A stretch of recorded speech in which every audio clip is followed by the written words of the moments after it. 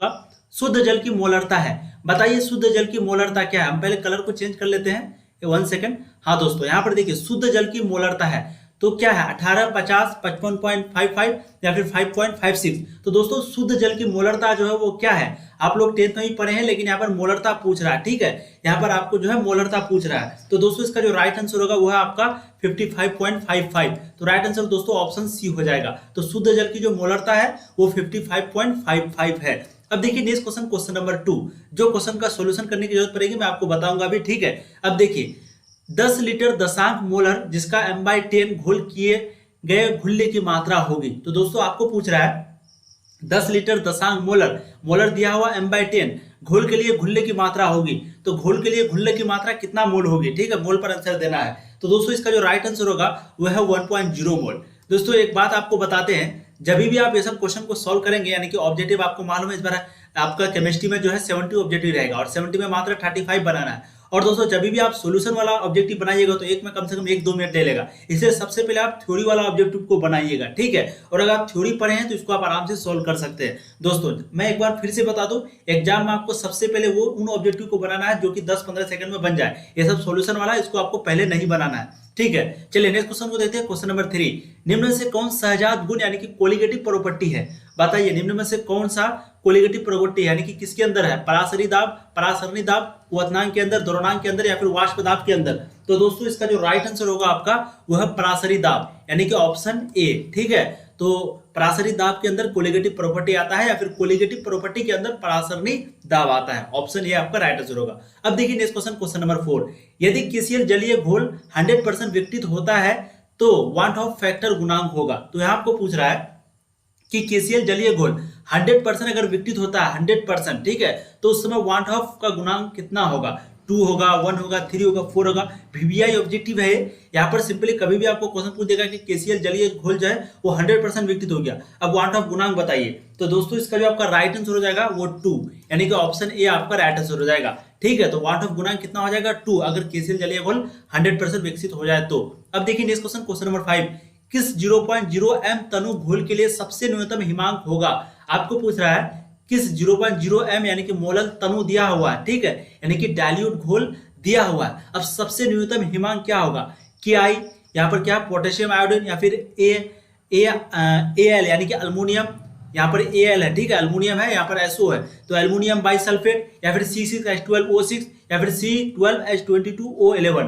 तो दोस्तों इसका जो राइट आंसर हो जाएगा आपका वो हो जाएगा आपका Al2SO4। ठीक है, Al2SO4 होल 3 यानी कि ऑप्शन बी आपका राइट आंसर हो जाएगा। तो न्यूनतम हिमांक होगा 0.0 m तनु के लिए Al2SO4 होल 3। ये क्वेश्चन इतना इंपॉर्टेंट नहीं है, जो इंपॉर्टेंट होगा मैं आपको जरूर बताऊंगा। अब देखिए नेक्स्ट क्वेश्चन, क्वेश्चन नंबर 6, काफी इंपॉर्टेंट क्वेश्चन है ये भी।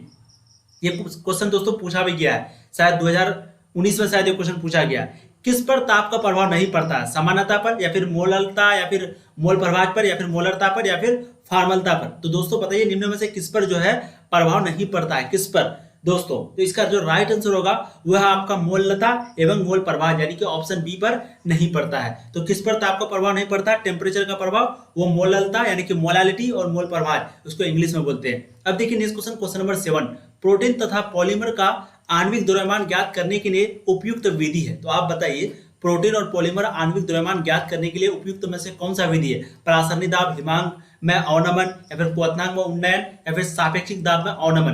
दोस्तों आप लोग बताइए कौन सा राइट आंसर होगा। तो दोस्तों 7 का जो आपका राइट आंसर होगा वो है परासरणी दाब यानी कि ऑप्शन ए। तो प्रोटीन तथा पॉलीमर का आणविक द्रव्यमान ज्ञात करने के लिए परासरणी दाब जो है एक उपयुक्त विधि है यानी कि अच्छा विधि है। ऑप्शन ए आपका राइट आंसर होगा। अब देखिए दोस्तों नेक्स्ट क्वेश्चन, क्वेश्चन नंबर 8, घोल का सहजात गुण होता है। आप बताइए घोल का सहजात गुण यानी कि कोलिगेटिव प्रॉपर्टी क्या होता है, अल्फा मोलरता या फिर नॉर्मलता यानी कि नॉर्मलिटी, मोलरता मतलब मोलारिटी या फिर अल्फा 1/2 घुल्ले का अनुभार या फिर इनमें से कोई नहीं। तो दोस्तों 8 का जो राइट आंसर है वो है आपका अल्फा 1/2 घुल्ले का अनुभार। ठीक है, तो राइट आंसर आपका क्या हो जाएगा, ऑप्शन सी।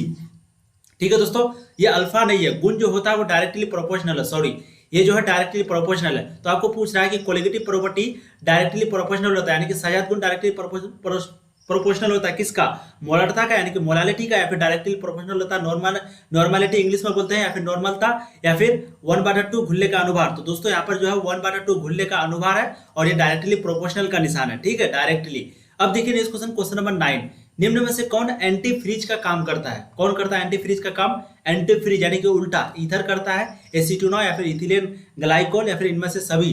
तो दोस्तों 9 का जो आपका राइट आंसर हो जाएगा वो हो जाएगा इथिलीन ग्लाइकोल, यानी कि ऑप्शन सी। तो एंटी फ्रीज का काम जो है वो इथिलीन ग्लाइकोल करता है। कौन करता है? इथिलीन ग्लाइकोल, वो जो है एंटी फ्रीज का काम करता है। अब देखिए नेक्स्ट क्वेश्चन नंबर 10, फ्रीज मतलब ठंड करना, एंटी फ्रीज मतलब गर्म करना, यानी कि उल्टा, ठीक है। क्वेश्चन नंबर 10 देखिए, ठंड प्रदेश में कार के रेडिएटर में पानी के साथ इथिलीन ग्लाइकोल डाला जाता है, क्यों डाला जाता है? ठंड प्रदेश में कार के रेडिएटर में पानी के साथ इथिलीन ग्लाइकोल डाला जाता है, क्यों डाला जाता है दोस्तों? तो इसका जो राइट आंसर होगा आपका, ठंडा में पानी के हिमांक को घटाता है तथा गर्मी में क्वथनांक को बढ़ाता है, ठीक है, सिंपल सा बात है। ठंडे प्रदेश में कार के रेडिएटर में पानी इसलिए डाला जाता है, इथिलीन ग्लाइकोल डाला जाता है, क्योंकि ठंडा में पानी के हिमांक को घटाता है और गर्मी में जो है उस समय क्वथनांक को बढ़ाता है। इसी कारण ठंडे प्रदेश में कार के रेडिएटर में पानी के साथ इथिलीन ग्लाइकोल डाला जाता है, पानी के साथ। अब देखिए नेक्स्ट क्वेश्चन नंबर 11, इनमें से कौन रॉल्ट नियम से धनात्मक विचलन प्रदर्शित करता है? बताइए कौन जो है रॉल्ट नियम यहाँ पर लगा हुआ है तो कौन धनात्मक विचलन प्रदर्शित करेगा? Benzene chloroform, benzene acetone, benzene ethanol, benzene carbon tetra chloride, जिसको हम लोग ऐसे लिखते हैं CCl4, ठीक है। तो दोस्तों निम्न में से कौन राइट आंसर होगा 11th का? तो इसका जो राइट आंसर हो जाएगा वो हो जाएगा आपका बेंजीन क्लोरोफॉर्म, यानी कि ऑप्शन ए। तो बेंजीन क्लोरोफॉर्म जो है वो रॉल्ट नियम से धनात्मक विचलन प्रदर्शित करता है। राइट आंसर आपका ऑप्शन ए हो जाएगा। नेक्स्ट क्वेश्चन नंबर 12, कौन अनुसंख्यक गुणधर्म नहीं है? हिमांक में अवनमन, परासरण दाब, क्वथनांक में उन्नयन, या फिर मोलर उन्नयन स्थिरांक। तो दोस्तों कौन अनुसंख्यक गुणधर्म नहीं है? कौन नहीं है? हिमांक में अवनमन नहीं है, या फिर परासरण दाब नहीं है, या फिर क्वथनांक में उन्नयन नहीं है, या फिर मोलर उन्नयन स्थिरांक नहीं है। तो दोस्तों इसका जो राइट आंसर हो जाएगा आपका वो है मोलर उन्नयन स्थिरांक, यानी कि ऑप्शन डी। तो ये जो है अनुसंख्यक गुणधर्म नहीं है, मोलर उन्नयन स्थिरांक। बाकी ये तीनों है, यानी कि हिमांक में अवनमन भी, परासरण दाब भी, क्वथनांक में उन्नयन भी। अब देखिए नेक्स्ट क्वेश्चन नंबर 13, किसका क्वथनांक वायुमंडलीय दाब पर सबसे उच्च होगा? बताइए। यहाँ पर देखिए ये भी 0.1 दिया हुआ है, यहाँ पे मोलर, यहाँ पे मोलर बराबर है, यहाँ भी मोलर बराबर है। अब आप लोग इन चारों में से कमेंट कीजिए कि निम्न में से सबसे ज्यादा वायुमंडलीय दाब जो है सबसे उच्च किस में होगा, ठीक है, ये आप लोग कमेंट कीजिए। तो दोस्तों इसका जो राइट आंसर हो जाएगा आपका वो C6H12O6, ठीक है। तो राइट आंसर आपका ऑप्शन डी हो जाएगा। इसका जो क्वथनांक है वायुमंडलीय दाब पर सबसे अधिक होता है। अब देखिए नेक्स्ट क्वेश्चन नंबर 14, H3PO3, ये क्वेश्चन पूछा भी गया है। H3PO3 है एक, तो H3PO3 क्या है? एक भास्मिक है, या फिर द्विभास्मिक अम्ल है, या फिर त्रिभास्मिक है, या फिर इनमें से कोई नहीं। तो दोस्तों 14 का जो आपका राइट आंसर हो जाएगा वो है त्रिभास्मिक, यानी कि ऑप्शन सी। तो H3PO3 जो है एक त्रिभास्मिक है, ऑप्शन सी राइट आंसर होगा। अब देखिए next question number 15, 5 gram glucose 20 ग्राम जल में घोला गया, विलयन की भार प्रतिशतता होगी। तो आपको कह रहा है 5 ग्राम ग्लूकोज है जो 20 ग्राम जल में घोला गया है, तो विलयन भार की प्रतिशतता होगी कितना? 25%, 20%, 5% या फिर 4%। तो दोस्तों 5 ग्राम ग्लूकोज 20 ग्राम जल में घोला गया तो विलयन की भार प्रतिशतता कितनी होगी, ये आपको पूछ रहा है। तो दोस्तों इसका जो राइट आंसर हो जाएगा वो है 20%, ठीक है। क्या हो जाएगा राइट आंसर? 20%। तो 5 ग्राम ग्लूकोज 20 ग्राम जल में घोला गया है तो विलयन की भार प्रतिशतता 20% होगी, ठीक है। अब देखिए नेक्स्ट क्वेश्चन नंबर जो आपका आ जाता है 16, विलयन में विलय की मोलता किस यूनिट में व्यक्त की जाती है? बताइए विलयन में विलय की मोलता किस यूनिट में व्यक्त की जाती है? मोल पर लीटर विलयन, या फिर मोल पर किलोग्राम विलयन, या फिर मोल पर किलोग्राम विलायक, मोल पर लीटर विलायक। तो दोस्तों विलयन में विलय की मोलता किस यूनिट में व्यक्त की जाती है? आप लोग जल्द से जल्द कमेंट करेंगे। तो इसका जो राइट आंसर हो जाएगा वो है मोल पर किलोग्राम विलायक, यानी कि ऑप्शन सी। तो विलयन में विलय की मोलता मोल पर किलोग्राम विलायक में यूनिट में व्यक्त की जाती है, ऑप्शन सी आपका राइट आंसर होगा। अब देखिए क्वेश्चन नंबर 17, निम्न में से विलयन का जो गुण ताप पर निर्भर नहीं करता है वह है। अब बताइए कौन सा यहाँ पर गुण है जो कि टेम्परेचर पर डिपेंड नहीं है, यानी कि निर्भर नहीं करता है टेम्परेचर पर, ठीक है। कौन सा गुण है दोस्तों? मोलरता, जिसको इंग्लिश में बोलते हैं मोलारिटी, मोलता यानी मोलालिटी, नॉर्मलता यानी कि नॉर्मलिटी, या फिर डेंसिटी यानी कि घनत्व पर, किस पर नहीं है? तो 17 का दोस्तों आपका राइट आंसर जो है वो हो जाएगा मोलता। ये जो है आपका डेंसिटी पर निर्भर नहीं करता है, यानी आश्रित नहीं रहता, डिपेंडेंट नहीं रहता, ठीक है। अब देखिए नेक्स्ट क्वेश्चन नंबर 18, जल की मोलरता क्या है? 18 मोल पर लीटर, या फिर 10⁻⁷ मोल पर लीटर, या फिर 15.5 मोल पर लीटर, या फिर इनमें से कोई नहीं। तो दोस्तों जल की मोलरता क्या है? आप लोग जल्द से जल्द कमेंट करेंगे। जल्द से जल्द दोस्तों, ये क्वेश्चन काफी इजी है और पूछा भी गया बहुत बार आपके बोर्ड एग्जाम में खास करके। ठीक है, तो जल्द से जल्द आप लोग कमेंट करेंगे जल की मोलरता क्या होगी दोस्तों, आप लोग जल्द से जल्द कमेंट करेंगे। ठीक है, तो इसका जो राइट आंसर हो जाएगा 55 मोल लीटर। अभी मैंने आपको शुरू में बताया, तो ऑप्शन सी आपका राइट आंसर हो जाएगा। ठीक है, अब चलिए नेक्स्ट क्वेश्चन को देखते हैं। क्वेश्चन नंबर जो आपका हो जाएगा क्वेश्चन नंबर 19। अब क्वेश्चन नंबर 19 क्या कह रहा है, उच्च अनुभार के पदार्थ का अनुभार निर्धारित करने के लिए निम्न में से सबसे उत्तम विधि है। तो उच्च अनुभार के पदार्थ का अनुभार निर्धारित करने के लिए निम्न में से सबसे उत्तम विधि कौन सा है? हिमांक अवनमन मापन, या फिर क्वथनांक उन्नयन मापन, या फिर प्रासरण दाब मापन, या फिर दोस्तों वाष्प घनत्व मापन। तो निम्न में से कौन सा विधि सबसे अच्छा है? तो इसका जो राइट आंसर हो जाएगा वो हो जाएगा आपका प्रासरण दाब मापन, यानी कि ऑप्शन सी। तो उच्च अनुभार के पदार्थ का अनुभार निर्धारित करने के लिए निम्न में से प्रासरण दाब मापन सबसे उत्तम विधि है। अब देखिए नेक्स्ट क्वेश्चन, क्वेश्चन नंबर 20। निम्न जलीय विलयनों में सबसे श्रेष्ठ विद्युत चालक है, बताइए। निम्न जलीय विलयनों में सबसे श्रेष्ठ विद्युत चालक है तो 0.m KCl, यानी कि आपको पूछ रहा है निम्न जलीय विलयनों में सबसे श्रेष्ठ विद्युत चालक कौन सा है। तो दोस्तों 20 का जो आपका राइट आंसर हो जाएगा, काफी इंपॉर्टेंट क्वेश्चन है ये भी, 0.1 KCl, क्योंकि यहाँ पर 0.m मोलालिटी दिया हुआ है। यहाँ पर मोलर m कैपिटल M रह जाए तो वहां पर मोलर, और वहीं पे स्मॉल m रह जाए तो वो मोलालिटी, और n रह जाए तो वो नॉर्मल। ठीक है, तो आपको ध्यान देना होगा, तो यहाँ पर m है तो मोलर। ठीक है, तो निम्न जलीय विलयन में सबसे श्रेष्ठ विद्युत चालक कौन सा है? वो KCl, क्योंकि ये चारों बराबर है तो KCl जो है सबसे उच्च होता है दोस्तों। तो राइट आंसर आपका हो जाएगा ऑप्शन ए। अब चलिए नेक्स्ट क्वेश्चन को देखते हैं, क्वेश्चन नंबर 21। ये भी क्वेश्चन काफी इंपॉर्टेंट है। 21 क्वेश्चन क्या कह रहा है कि 100 ml जल में 1.8 ग्राम ग्लूकोज C6H12O6 घुला हुआ है। अब 27 डिग्री सेल्सियस पर इस विलयन का प्रासरण दाब होगा, बताइए। दोस्तों देखिए ये क्वेश्चन सॉल्यूशन वाला है, सॉल्यूशन करेंगे, वीडियो लंबी बन जाएगी। आप लोग कमेंट कीजिए इसका सॉल्यूशन चाहिए या नहीं। नेक्स्ट वीडियो में दोस्तों, यानी कि जब हम लोग थ्योरी को पढ़ेंगे विलयन चैप्टर का, तो उस समय आपको पूरा सॉल्यूशन, पूरा फॉर्मूला सब कुछ कराया जाएगा। लेकिन जिसको भी बनाना है उसको आंसर बता देते हैं। इसका राइट आंसर जो है आपका हो जाएगा 2.46 ATM। ठीक है, तो राइट आंसर आपका डी हो जाएगा। ठीक है दोस्तों, राइट आंसर क्या हो जाएगा? डी। अब देखिए नेक्स्ट क्वेश्चन, क्वेश्चन नंबर 22। ये भी सॉल्यूशन वाला है। आपको अगर क्वेश्चन को बनाना है तो बना सकते हैं, लेकिन अगर आपको नहीं बनता है तो आप लोग कमेंट कीजिए। नेक्स्ट वीडियो में जब थ्योरी पढ़ाऊंगा वहां पर मैं आपको बना दूंगा। इसका भी जो राइट आंसर हो जाएगा वो हो जाएगा आपका 100.20 डिग्री सेल्सियस।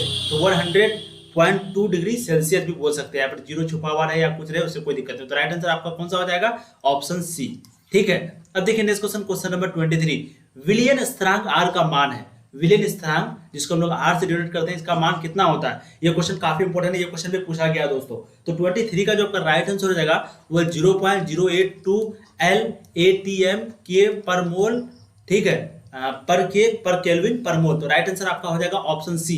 क्या है? 0.082 LATM, L मतलब लीटर, ATM पर केल्विन पर मोल। तो राइट आंसर आपका ऑप्शन सी हो जाएगा। ठीक है, ऑप्शन सी। अब देखिए नेक्स्ट क्वेश्चन, क्वेश्चन नंबर आपका कितना हो जाएगा? 24। निम्नलिखित में किसमें विलयन का अनुसंख्यीय गुण नहीं है? बताइए, किसमें विलयन का अनुसंख्यीय गुण नहीं है? प्रासरण दाब, पृष्ठ तनाव, या फिर वाष्प दाब अवनमन, या फिर हिमांक अवनमन। तो दोस्तों इसका जो राइट आंसर हो जाएगा वो पृष्ठ तनाव, यानी कि ऑप्शन बी। तो बी दोस्तों आपका राइट आंसर हो जाएगा। तो निम्नलिखित में से प्रासरण दबाव, पृष्ठ तनाव में जो है विलयन का अनुसंख्यीय गुण नहीं होता उसमें। किसमें? पृष्ठ तनाव में। अब देखिए दोस्तों नेक्स्ट क्वेश्चन, क्वेश्चन नंबर जो आपका 25। यूरिया का 0.6% जलीय विलयन किसके संप्रासारी होगा? बताइए, यूरिया का 0.6 जलीय विलयन किसके संप्रासारी होगा? 0.1 M मोलल, M मतलब कैपिटल M मतलब मोलारिटी। ठीक है, मोलर जिसको हम लोग इंग्लिश में बोलते हैं। तो इसके बराबर, या फिर इसके बराबर, पोटेशियम क्लोराइड के बराबर, सोडियम क्लोराइड के बराबर, या फिर ग्लूकोज के बराबर, किसके बराबर? तो दोस्तों इसका जो राइट आंसर हो जाएगा वो है आपका ऑप्शन ए, 0.1 M ग्लूकोज। दोस्तों जल्द से जल्द आप लोग इस चैनल पर जुड़िए। इसलिए जुड़िए क्योंकि इस चैनल पर आपको 12th क्लास की ISC की संपूर्ण तैयारी कराई जाएगी। Physics, chemistry, math, biology, PCB, साथ ही साथ हिंदी, इंग्लिश भी। ठीक है, टीचर भी रखा गया है। बस कुछ ही दिन में आपका तैयारी शुरू हो जाएगी। थोड़ा सा भी कोरोना लॉकडाउन के कारण जो है टीचर लोग नहीं आ पा रहे हैं। ठीक है, जब भी ये खत्म होगा, शुरू हो जाएगा दोस्तों तैयारी यहाँ पर, और बेहतर से बेहतर ढंग से आपका पढ़ाया जाएगा। बिल्कुल सिलेबस पूरा खत्म किया जाएगा। अभी क्योंकि टीचर लोग नहीं थे तो मैं आपका ऑब्जेक्टिव करवा रहा हूँ, जब तक कि चैनल थोड़ा भी चलते रहे और आप लोग भी देखते रहे। लेकिन विलियन चैप्टर, जितना भी चैप्टर है, सॉल्यूशन, सॉलिड स्टेट सॉल्यूशन, उसके बाद जो भी काइनेटिक्स, जो भी चैप्टर दोस्तों फिजिक्स में आपका जो भी चैप्टर है, सबसे इलेक्ट्रिक चार्ज, फिर फर्स्ट चैप्टर बायोलॉजी दोस्तों, जीवो में जो है जनन, तो जितना भी चैप्टर दोस्तों सभी चैप्टर को इसमें कंप्लीट किया जाएगा। बस क्या कीजिए, इस वीडियो को शेयर करके सभी को इस चैनल पर जोड़ दीजिए, ताकि जैसे ही तैयारी शुरू हो तो आप लोग मिसिंग ना हो। ठीक है, तो वीडियो को शेयर कीजिए व्हाट्सएप ग्रुप में, टेलीग्राम में, या फिर व्हाट्सएप ग्रुप में अपने दोस्तों को, जितने भी दोस्त हैं आपके पर्सनल मैसेज कॉल करके जोड़िए, क्योंकि यहाँ पर दोस्तों बिहार बोर्ड के लिए स्पेशली तैयारी